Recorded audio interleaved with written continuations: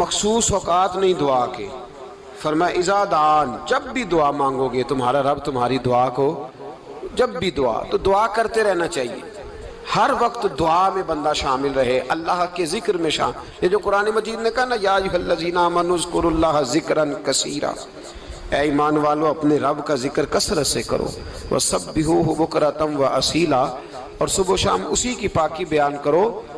تو اس سے مراد یہ نہیں ہے کہ تسبیح لے کے سارا دن مسجد میں بیٹھے رہو اور کام کوئی نہ کرو، بلکہ اس کا مطلب یہ ہے کہ روٹی شروع کرو تو اللہ کے نام سے، اختتام کرو تو اللہ کے نام، سو جاؤ تو رب کا نام لے کے، سویرے اٹھو تو اللہ کا نام لے کے، جب تمہیں کوئی چیز اچھی لگے تو ماشاءاللہ کہو، جب کوئی مصیبت آئے تو کہو انا للہ و انا الیہ راجعون۔ تو سارا دن اللہ کا ذکر جاری رہے گا۔ نبی پاک صلی اللہ علیہ وسلم نے مسلمان کو ایک دوسرے سے ملنے کا طریقہ بتایا۔ مصیبت آئے تو کیا کہنا ہے؟ صرف فوت کی پہ نہیں کہنا، اس کی وضاحت کر دو۔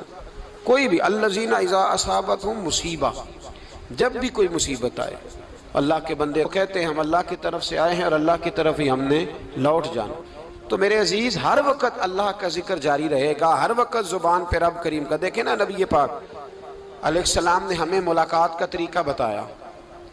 ایک صحابی آئے تو انہوں نے آ کے کہا السلام علیکم، نبی پاک علیہ السلام نے فرمایا رب تعالیٰ نے اسے 10 نیکیاں عطا فرمائی ہیں۔ دوسرے آئے تو انہوں نے کہا السلام علیکم ورحمۃ اللہ، تو محبوب فرمانے لگے، امام بہقی نے اس کو لکھا ہے، محبوب فرمانے لگے رب کریم نے اسے 20 نیکیاں عطا فرمائی۔ ایک اور آئے، عرض کیا السلام علیکم ورحمۃ اللہ وبرکاتہ، محبوب فرمانے لگے اللہ نے اسے 30 نیکیاں عطا فرمائی۔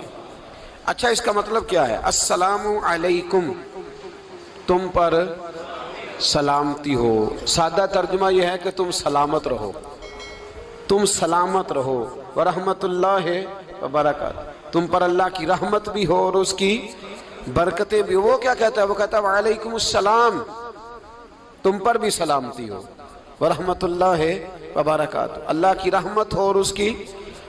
یہ جو مسنون دعائیں ہیں نا جو حضور نے ہمیں دعائیں سکھائیں ہر موقع پہ، ان کا کمال دیکھیے۔ اب ایک مسلمان نے آتے کہا السلام علیکم، اس کا مطلب کیا ہے؟ تم پر۔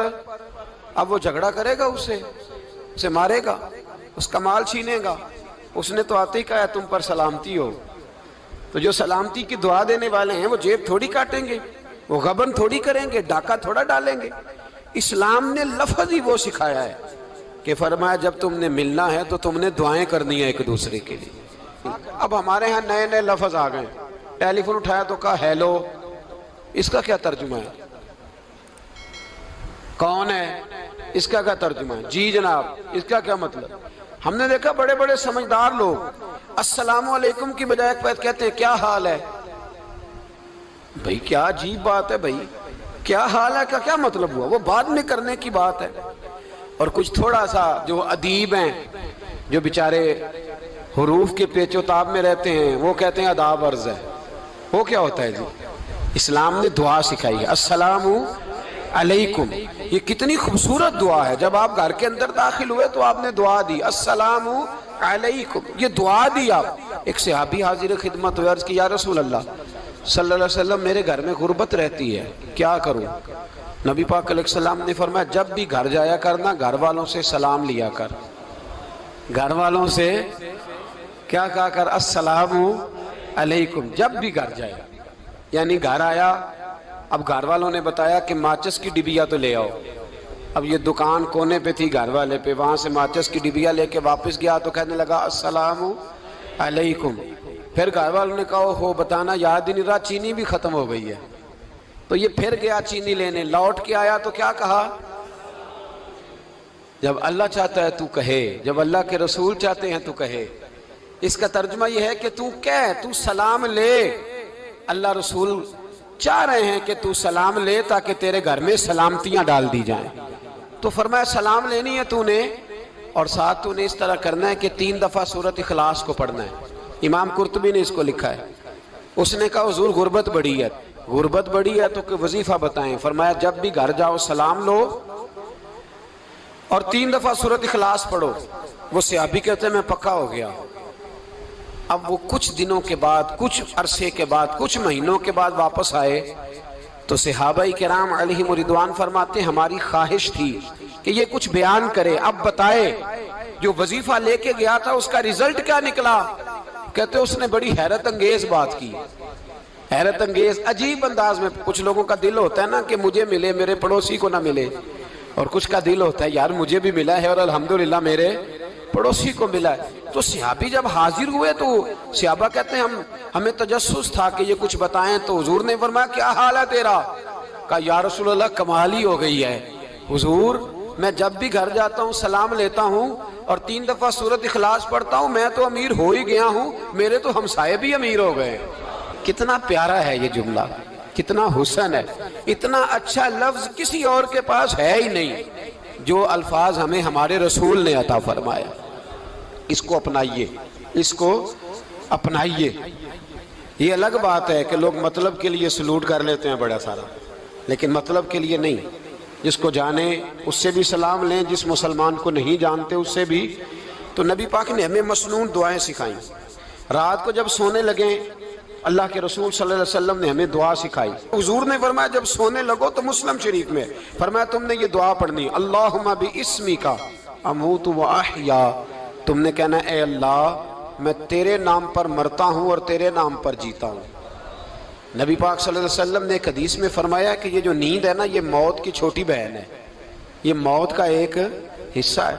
جس طرح انسان سو جائے تو کوئی خبر نہیں ہوتی کیا ہو رہا ہے، بالکل وہ اٹھا ہے تو اس نے کہا ہو یہ کیا ہوا، سو جاتا ہے نا آدمی اسے خبر نہیں ہوتی، اوہو میں نے تو 11 بجے اٹھنا تھا یہ تو 3 بج گئے، اب اسے خبر نہ رہی۔ سوتے ہوئے لوگ چوری کر لیتے ہیں، بلکہ اس طرح بھی ہوتا ہے کہ آدمی نے گکھڑ اترنا تھا، وہ پنڈی سے آ رہا تھا لیکن وہ سویا ہوا تھا، آنکھ تب کھلی جب کاموں کی آ گیا تھا، اب اس کا اس پر زور، تو فرمایا کیا پتا اب تو کھل گئی کاموں کی، جا کے لاہور جا کے کسی جگہ پہنچ کے، تو یہ بھی ممکن ہے کہ کھلے ہی نہ، نیند ہی موت کا سبب بن جائے، تو کہہ کے سو کہ یا اللہ تیرے نام پہ سو رہا ہوں۔ اللہ کس نام پہ سو رہا ہوں؟ یار اگر ہم ان دعاؤں کا حسن سمجھے مت، اللہم باسمک اموت و احیا، یا اللہ میں تیرے نام پہ سوتا ہوں اور تیرے نام پر اٹھتا ہوں، گویا کہہ رہا یا اللہ میری نیند بھی تیرے فضل سے ہی ہے، اور اگر آنکھ کھل جائے تو وہ بھی تیرے فضل سے ہی ہے۔ کتنا اعلیٰ نبی پاک علیہ السلام نے انداز سکھایا، اور پھر بخاری شریف میں حدیث موجود ہے، فرمایا جب اٹھو تو کہو الحمدللہ الذی احیانا احیانا بعد ما اماتنا والیہ النشور۔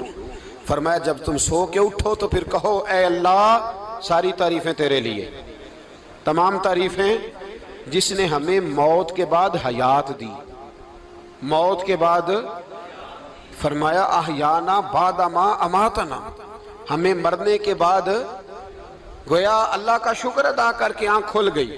دیکھیں کس طرح اسلام مسلمان کو اللہ کے ساتھ جوڑتا ہے۔ فرمایا شکر کر، آنکھ کھل گئی، کہ یا اللہ تیرا شکر ہے تو نے موت کے بعد ہمیں دوبارہ حیات عطا فرمائی، یہ شکر ادا کرو۔ گویا تم یہ نہ کہنا کہ میں اٹھ گیا ہوں تو میرا کمال ہے، یہ نہ سمجھنا میں اٹھ گیا ہوں تو میں بڑا پابند ہوں، جب میں ارادہ کر لوں کہ میں نے 11 بجے اٹھنا ہے تو پھر میں اٹھ جاتا ہوں، یہ نہ کہنا کہ یہ الارم بڑا اچھا ہے یہ مجھے اٹھا لیتا ہے۔ ذہن کے اندر خیال کر کہ نیند تو موت کی طرح تھی، یہ جو میں اٹھ گیا ہوں تو اپنے رب کے فضل سے اٹھا ہوں، جو میں اٹھ گیا ہوں، جو ابھی اٹھے ہیں وہ تو بول دینا کم از کم کہ میں اپنے رب کے فضل سے اٹھ گیا۔ تو دعا سکھائی۔ پھر دیکھیے نبی پاک صلی اللہ علیہ وسلم نے فرمایا جب تم بیت الخلاء میں جاتے ہو نا، واش روم میں جاتے ہو، تو گندی چیزیں ہوتی ہیں وہاں، شیطان ہوتے ہیں، جنات ہوتے ہیں، یہ گندگی پہ ہوتے ہیں۔ جب تم واش روم جاؤ، بیت الخلاء جائے، تب بھی دعا مانگو۔ کیا دعا مانگو؟ وہ دعا بھی نبی پاک صلی اللہ علیہ وسلم نے ہمیں تعلیم فرمائی اور بخاری میں ہے، کہا پڑھا کرو اللہم انی اعوذ بک من الخبث والخبائث، کہو اے اللہ ناپاک چیزوں سے میں تیری پناہ مانگتا ہوں، وہ نر ہوں یا مادہ ہوں، اللہ میں تیری پناہ مانگتا ہوں۔ واش روم کے اندر بہت ساری بری چیزیں ہوتی ہیں، جوان میری بات پر توجہ فرمائیں، وہاں بہت ساری گندی چیزیں ہوتی ہیں۔ انسان کئی دفعہ واش روم میں جاتا ہے، اسے وسوسے زیادہ آتے ہیں، یہ نوٹ کریں میری بات کو۔ اصل میں نا ہم بات ڈھونڈ رہے ہیں علاج اپنی بیماریوں کا، حالانکہ علاج تو سارا مدینے والے رسول کے پاس موجود ہے، محبوب کے پاس ساری دوائیاں ہیں۔ تو نبی پاک علیہ السلام دیکھیں نا، انسان واش روم میں جاتا ہے اسے وسوسے آتے، برے خیالات آتے، وہ گناہ کی طرف کئی دفعہ مائل ہوتا ہے، تو کہا تو دعا پڑھ کے جا، اللہم انی اعوذ بکا، یا اللہ میں تیری پناہ مانگتا ہوں، من الخبث والخبائث، ہر خبیث اور بری چیز سے میں تیری پناہ مانگتا ہوں، وہ نر ہو یا یار کتنا عظیم دین ہے، کتنا عظیم میرے مصطفیٰ کریم کا وہ والا دین ہے۔ اصل میں اللہ کرے بی اے پاس بچے کو بیت الخلاء کی دعا بھی یاد ہو جائے، ایسے یاد ہو جائے، اور اس کے ماں باپ سمجھ لیں کہ جوان ہو گیا ہے، تو اب ہو سکتا ہے اس کی طرف شیطان حملہ زیادہ کرے، اسے خراب کرنے کی کوشش کرے، تو لہٰذا اسے دعا سکھائی جائے تاکہ اس کو پہلے سے پتا ہو کہ میں نے اس بے ایمان سے بچنا کس طرح سے۔ اب آپ دیکھیے نبی پاک علیہ السلام نے ہمیں دعا سکھائی، مصنف ابن ابی شیبہ میں، کون سی دعا؟ واش روم سے نکلنے کی۔ اللہ اکبر، بڑی زبردست دعا ہے، بڑی زبردست۔ آپ یقین کریں اس ایک ایک دعا پر ایک ایک پورا بیان ہو سکتا ہے، ایک ایک۔ یہ اس لیے نہیں میں کہہ رہا کہ میں کوئی عالم فاضل آدمی ہوں، آپ کہیں گے کہ بتا رہے ہیں میں بڑا پڑھا لکھا ہوں، صرف یہ عرض کر رہا ہوں کہ اس کے فوائد پر، ثمرات پر جو اللہ تبارک و تعالیٰ امت کو دیتا ہے، ان دعاؤں کی جو فضیلت حدیثوں میں آئی، اور پھر جو اس کے فوائد ہے، اگر اس پر بات کروں تو ایک دعا تقاضا کرتی ہے کہ اس پر پورا ایک لیکچر ہونا چاہیے۔ دیکھیے آپ واش روم سے نکلے، دعا کیا ہے؟ دعا کے لفظ کے الحمدللہ الذی، ایک حدیث میں لفظ ہے غفرانک، غفرانک، اے اللہ میں تجھ سے بخشش چاہتا ہوں۔ اور جو مشہور اور معروف ہے مصنف ابن ابی شیبہ کی روایت، فرمایا الحمدللہ الذی اذھب عنی العذاب وعافانی، فرمایا اے اللہ تیرا شکر ہے، واش روم سے نکلا ہے تو کہہ رہا ہے یا اللہ تیرا شکر ہے تو نے مجھ سے اذیت دور کی، وعافانی، اور تو نے مجھے عافیت عطا کر دی، اذیت دور کر دی اور عافیت۔ بولیے واش روم سے نکلا ہے تو کیا کہتا ہے؟ یا اللہ تیرا شکر ہے تو نے مجھ سے اذیت دور کر دی اور مجھے عافیت۔ ڈاکٹر حکیم ہومیوپیتھک ایک چیز پر متفق کم ہوتے ہیں، پتہ ہے نا آپ کو، لیکن اس بات پر سب کا اتفاق ہے کہ اگر کسی کو قبض ہو جائے نا تو شاید 70 یا 72 بیماریاں لگ جاتی ہیں اس کو۔ اور جب آدمی کو قبض ہوتی ہے نا، پیٹ کے اندر فضلہ جم جاتا ہے، خارج نہیں ہوتا، اس کو اعصاب کی بیماری ہوتی ہے، اس کے ذہن پر اثر ہوتا ہے اس چیز کا۔ آپ یہ مت سمجھیں کہ کھانا کھانا یہ کمال ہے، اللہ نے یہ بھی نعمت بنائی ہے کہ کھانا جب خارج ہوتا ہے تو وہ بھی اللہ کا بہت بڑا احسان ہے۔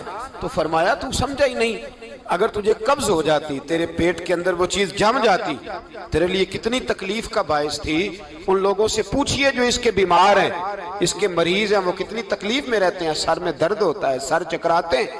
ایک بہت بڑا روڈ ایکسیڈنٹ ہوا تو ڈرائیور سے لوگوں نے پوچھا کہ مسئلہ کیا ہے، تو کہنے لگا میں قبض کا مریض ہوں، تو میں کھانا کھا لیتا ہوں تو میرے ذہن پر وہ اس قدر زیادہ گیس کا غلبہ ہوتا ہے کہ میں سخت تکلیف میں ہوں۔ نبی پاک علیہ السلام نے ہمیں سمجھایا اور بتایا کہ سمجھ لو یارو، کھانا کھانے کی نعمت تو اللہ نے تمہیں عطا فرمائی ہے، لیکن کھانا کھانے کے بعد اس کا اخراج بھی اللہ کی بہت بڑی نعمت ہے، تو اللہ کا شکر ادا کرو۔ پھر جب آپ گھر سے نکلیں گے تو بھی اس کی دعا ارشاد فرمائی، بسم اللہ توکلت علی اللہ، اللہ کے نام سے گھر سے نکلتا ہوں اور میں نے بھروسہ بھی اللہ کے نام پہ کیا۔ جب گھر سے نکلیں تو کس کے نام پہ بھروسہ کریں؟ بولیے حضرت رابعہ بصریہ رحمت اللہ علیہا، آپ تشریف لے گئیں حج کرنے، جس دن واپس آئیں اپنا اونٹ کہہ گئیں جاتی دفعہ، کہنے لگی اللہ میں تیرے حوالے کر کے جا رہی ہوں، اور بسم اللہ توکلت علی اللہ، بھروسہ بھی تیری ذات پہ ہے۔ جس دن واپس آئی نا، اسی دن کسی نے بتایا کہ اماں آج ہی تیرا اونٹ مر گیا ہے، تو اونٹ کے سرانے کھڑی ہو کے کہنے لگی مولا میں تو تیرے نام پہ، تیرے پہ بھروسہ کر کے گئی تھی، تیرے حوالے، میں تو تیرے گھر گئی تھی۔ تو لوگ کہتے ہیں اماں کے منہ سے لفظ نکلے تو اونٹ زندہ ہو کے کھڑا ہو گیا، کھڑا ہو گیا ہوں۔ تو اماں کہنے لگی نہیں تمہیں غلطی لگی ہے، مرا ہی نہیں تھا، پہلے سے ہی موجود تھا، گویا اپنی کرامت بھی نہیں ظاہر ہونے دی. تو بھائی گھر سے نکلیں تو کس لفظ پر کہ یا اللہ میں تیرے بھروسے پہ نکل رہا ہوں. میں اس کے 2 فائدے ہوں گے. ایک تو آپ اللہ کی امان میں جا رہے ہیں, اللہ کی امان میں آ رہے ہیں, اور دوسرا جس گھر کو آپ چھوڑ کے جا رہے ہیں اسے بھی اللہ کی امان میں دے کے جا رہے ہیں. تو کتنا لذت والی دعا ہے جو نبی کریم علیہ السلام نے ہمیں سکھائی. اب ذرا حدیث سنیں خوش ہو کے. دیکھیں حضور نے دعا سکھائی, فرمایا جب دیکھ لو نا کسی کو ہنستا ہوا, کیا کرتا ہوا؟ ماشاءاللہ آپ تو ہنسنے لگے. جب کسی کو ہنستا ہوا دیکھو تو کہا کرو اضحک اللہ سنک. یہ دعا, یہ بخاری ہے. فرمایا دعا مانگا کرو جب کسی مومن کو ہنستے ہوئے دیکھو تو دعا مانگو اضحک اللہ سنک, اللہ تجھے ہنستا ہی رکھے, اللہ تجھے. بولیے جل نہ جایا کرو کہ میں پریشان ہوں تو یہ ہنس کیوں رہا ہے, جھلا نہ کرو, بلکہ کیا کہا کرو اللہ تجھے ہنستا رکھے, اللہ تجھے. نبی پاک صلی اللہ تعالی علیہ وآلہ وسلم نے فرمایا, ترمذی میں حضرت اسامہ بن زید